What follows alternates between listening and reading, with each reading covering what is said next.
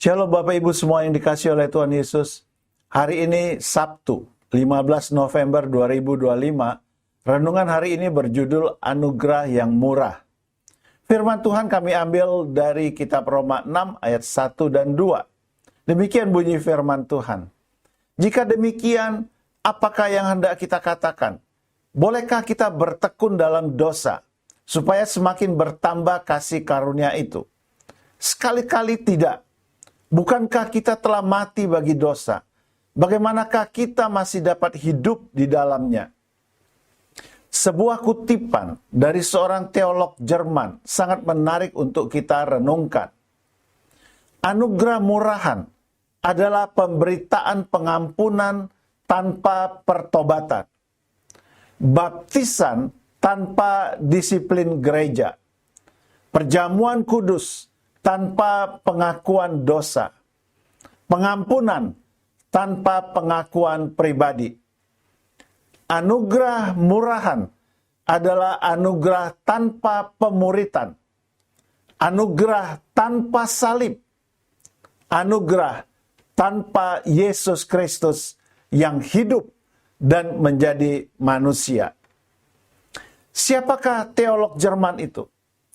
Dia adalah Dietrich Bonhoeffer. Lahir pada tanggal 4 Februari 1906 di Jerman dan tumbuh dalam keluarga intelektual yang sangat menghargai pendidikan dan diskusi.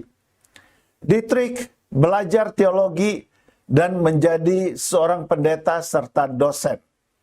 Ketika Adolf Hitler naik ke tampuk kekuasaan pada tahun 1933, dia dengan tegas menentang ideologi Nazi, terutama kebijakan antisemitisme dan upaya mengendalikan gereja. Ia menjadi salah satu pendiri gereja pengakuan, Bekennende Kirche, yang menolak tunduk pada kontrol negara terhadap gereja. Dia juga menulis dan mengajar tentang pentingnya ketaatan kepada Kristus di atas ketaatan kepada negara. Salah satu karya terkenalnya adalah buku The Cost of Discipleship, di mana ia menekankan pentingnya mengikuti Kristus dengan sepenuh hati, meskipun harus menghadapi penderitaan. Pada masa Perang Dunia II, ia terlibat dalam gerakan perlawanan terhadap Hitler.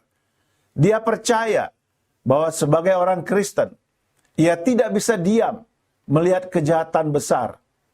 Tahun 1943, dia ditangkap dan dipenjarakan.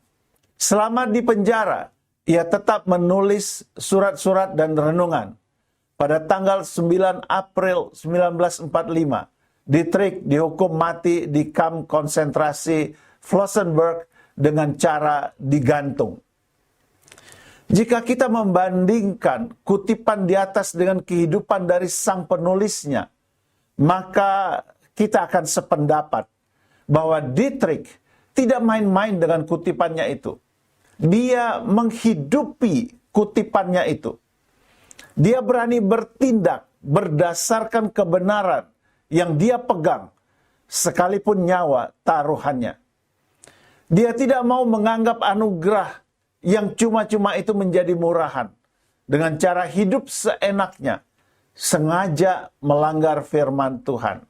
Kita juga akan disebut memperlakukan anugerah dari Tuhan Yesus itu sebagai anugerah yang murahan ketika kita terus-menerus berbuat dosa dengan sengaja, sambil berkata, nanti juga pasti Tuhan ampuni. Saat kita rajin ke gereja dan melayani, tetapi hati kita tetap penuh kebencian, iri, dan tidak mau berubah, sebenarnya kita sedang menginjak-injak anugerah Kristus. Jika kita mengabaikan waktu untuk berdoa dan membaca firman, merasa sudah cukup rohani karena aktif dalam kegiatan gereja, sebenarnya kita sedang meremehkan nilai pengorbanan Yesus. Ketika kita menolak menegur saudara seiman yang hidup dalam dosa dengan alasan tidak mau menghakimi kita sedang menutupi anugerah dengan kompromi. Jika saat ini tanpa sadar kita sedang hidup dengan memandang murahan anugerah dari Allah itu, bertobatlah dan hiduplah dalam penuh ketaatan kepadanya. Kata-kata bijak hari ini, hidup yang memandang rendah anugerah dari Tuhan adalah hidup yang menyakitkan hati Tuhan. Puji Tuhan Bapak Ibu untuk renungan hari ini.